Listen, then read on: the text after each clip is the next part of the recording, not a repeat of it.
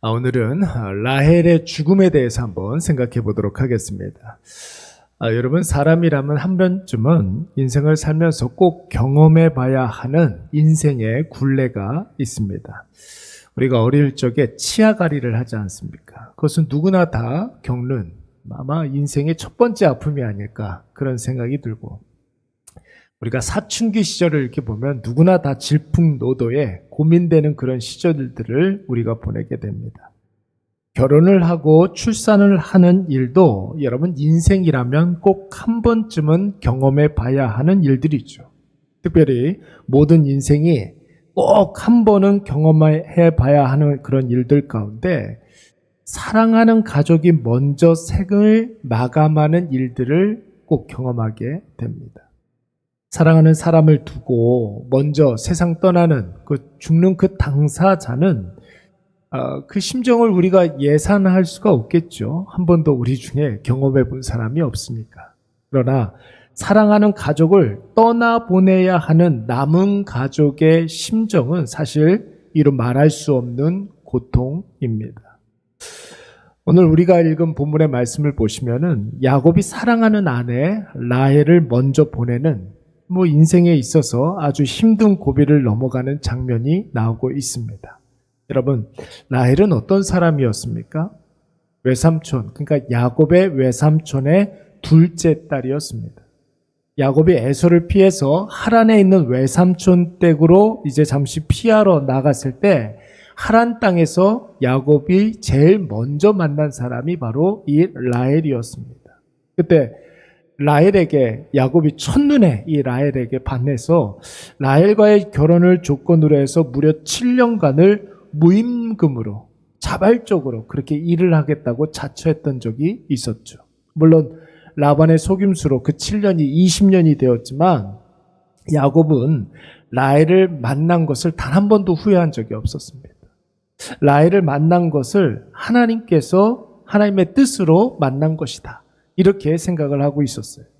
그렇게 마음을 다해서 사랑했던 이 여인 라헬이 오늘 그만 야곱의 12번째 아들을 낳다가 그만 난산으로 인해서 자신의 생을 마감하게 되는 것이죠.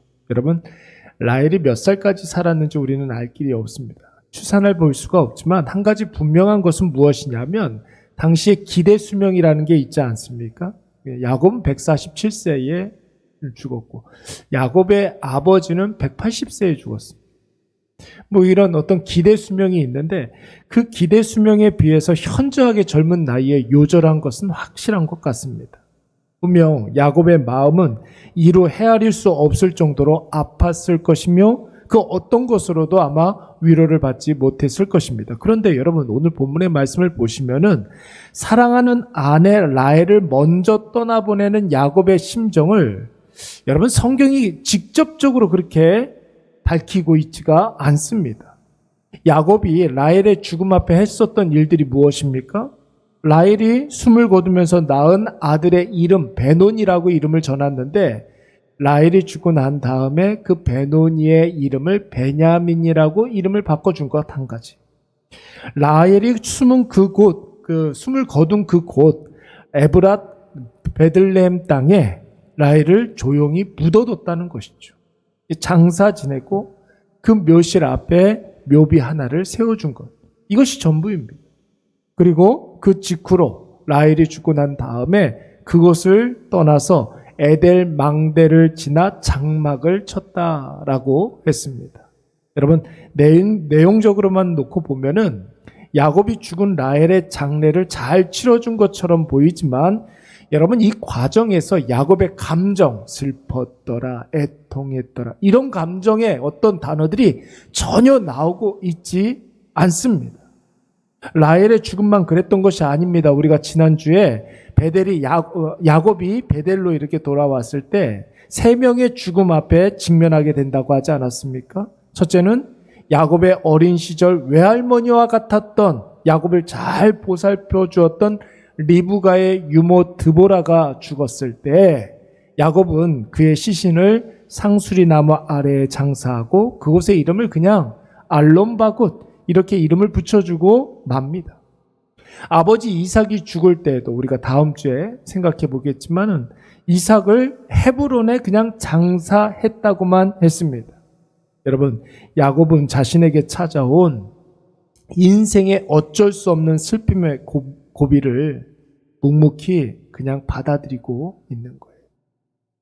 한 번쯤은 경험해 봐야 하는 그런 인생의 여러 가지 굴레들을 그냥 묵묵히 받아들이고 있는 것입니다. 물론 조금 더디게 왔으면 좋겠죠.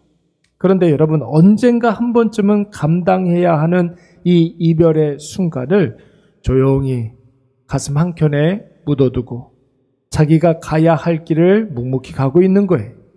자신이 해야 할 일을 멈추지 않고 그 일들을 조용히 감당하고 있는 것입니다. 우리가 이제 2023년도의 마지막 때를 보내고 있습니다. 그렇죠? 이제 한 열흘 정도만 지나고 나면 2023년도도 이제 역사의 한 페이지로 접어들게 됩니다. 개인적으로, 가정적으로, 또 업무적으로 여러분 뒤돌아보면 후회스러운 일들이 얼마나 많이 있습니까? 또 아쉽고 후회스러운 일들도 분명히 있을 것입니다. 근데 여러분, 기쁜 일들도 분명히 있었지만 사실 한 해를 마무리하는 우리의 지금 이 시점에 우리의 마음에 슬픈 일들도 분명히 있을 거예요. 고통스럽고 상처받은 일들이 훨씬 더 많이 생각날 것입니다. 근데 여러분, 이미 벌어진 일이고 내가 잘하고 못하고를 떠나서 어차피 일어날 일이라고 한다면 여러분, 그 일들을 조용히 있었던 그곳에 묻어두고 가야 할 길을 계속 나아가야 하는 것입니다. 그럼에도 불구하고 내가 해야 할 일들을 계속 감당해야만 하는 것입니다.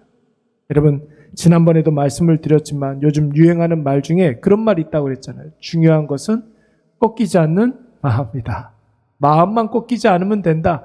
이런 말들이 요즘 유행한다고 그러는데 여러분, 우리는 이 말을 어떻게 해석해야 됩니까? 꺾이지 않는 마음도 물론 중요하지만 더 중요한 것은 무엇이냐면 우리의 마음은 꺾일 수가 있어요.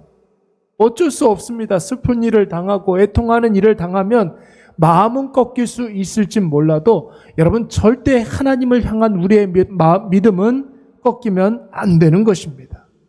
아무리 사랑했던 라헬이고 그가 세상을 떠나게 되었지만 라헬이 야곱의 12번째 아들을 낳다가 죽게 된 것은 하나님의 큰 섭리 가운데 한 부분이라는 것이죠. 야곱은 이것을 믿었기 때문에 드보라가 죽어서 상수리 아래에 묻어뒀던 것처럼 라헬이 죽었을 때에도 에브라 베들레헴 길목에 그를 조용히 장사 지내주었습니다. 아버지가 죽었을 때에도 그것을 묵묵히 받아들이고 그곳에 그들을 조용히 묻어두었다는 것이, 저와 여러분들도 2023년도 여러분 설렁설렁 살았던 사람이요 누가 있겠습니까? 다 열심히 살았습니다. 최선을 다했습니다. 근데 여러분 뒤돌아보면 여전히 아쉽고 후회스러운 일들이 많이 있겠죠. 그렇다 할지라도 조용히 그 삶의 자리에 그 일들을 묻어두시기 바랍니다. 그리고 우리가 해야 할 일들을 계속하시고 우리가 가야 할 그 길을, 믿음의 길을 묵묵히 걸어가시기 바랍니다. 어쩔 수 없이 한 번쯤은 만나야 하는 그 일로 인해서 절대로 발목 잡히지 마시고 하나님 나에게 주신 삶의 목적과 사명을 잘 감당하시는 저와 여러분이 되시기를 간절히 축원합니다. 우리 말씀을 생각하면서 한번 기도하도록 하겠습니다. 함께 기도할 때 삶의 희노애락으로 인해서 해야 할 일을 하지 못하는 일 없도록 주여 도와주시옵소서. 기도하시고 좋은 일이 있을 때 우리의 마음이 겸손하게 하여 주시고 나쁜 일이 있을 때 절대로 범죄하거나 실수하지 않게 하여 주시옵소서. 주여 우리를 지켜주시옵소서. 기도하시고 그리고 주님 나에게 주신 그 사명 잘 감당하게 하여 주시옵소서. 힘을 주시옵소서. 능력을 주시고 그 능력 잘 사용할 수 있는 지혜도 허락하여 주시옵소서. 우리 이 시간 다 같이 한번 통성으로 기도하도록 하겠습니다. 사랑이 많으신 하나님 아버지, 오늘도 하나님 아버지 앞에 우리가 나아갑니다. 하나님 아버지, 2023년도 우리가 뒤돌아볼 때 여러 가지로 힘들고 어렵고 후회스럽고 고통스러운 일들이 많이 있었지만 하나님 아버지 그 모든 일들을 하나님 아버지께서 우리에게 허락하여 주신 일들로 믿고 하나님 아버지 그 일이 있었던 그 자리에 조용히 묻어두고 우리가 나아가야 할 그 길을 나아가게 하여 주시옵소서. 우리가 해야 할 그 일들을 조용히 감당하게 하여 주시옵소서. 그리하여서 하나님 아버지 좋은 일이 있을 때에는 결단코 아버지 우리가 겸손하게 하여 주시옵고 아버지 우리가 원치 않는 일들 나쁜 일들 우리의 속상한 일들이 있을 때에는 결단코 우리가 실수하지 아니하고 범죄하지 아니하는 주의 귀한 자녀들 되게 하여 주시옵소서.